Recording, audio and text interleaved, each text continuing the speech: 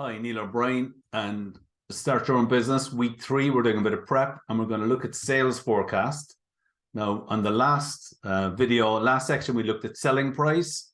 And you recall from the earlier sessions, step 1 is get clarity on your product or service. Step 2 is market research.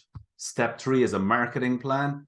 Selling price, we looked at last time, and sales forecast. You can take your selling price and use it to calculate your monthly sales forecast, which feeds right into your cash flow forecast. 6 key steps in your business plan and your Start Your Own Business course.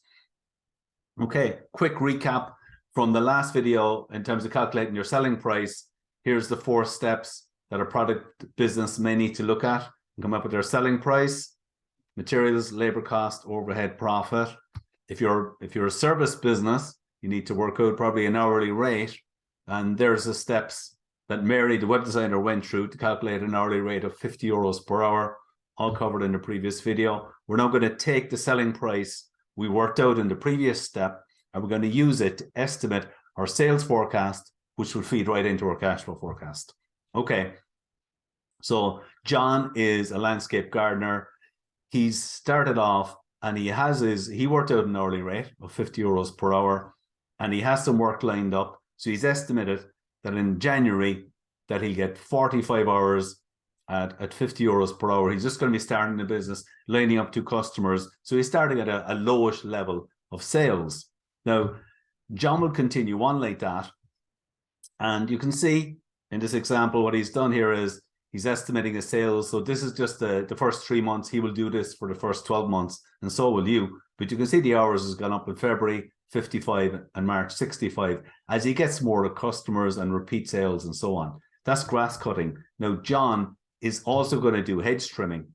So you can see here, we have his grass cutting sales from the previous slide, and he's adding on hedge trimming. Interesting thing here, because he uses equipment and so on, his rate for hedge trimming is 70 euros per hour, for grass cutting is 50. So you can see here, John's estimating the number of hours of hedge trimming by his rate. So for example, in February, he's estimating 95 hours of hedge trimming at a rate of 70, giving him sales of 6650.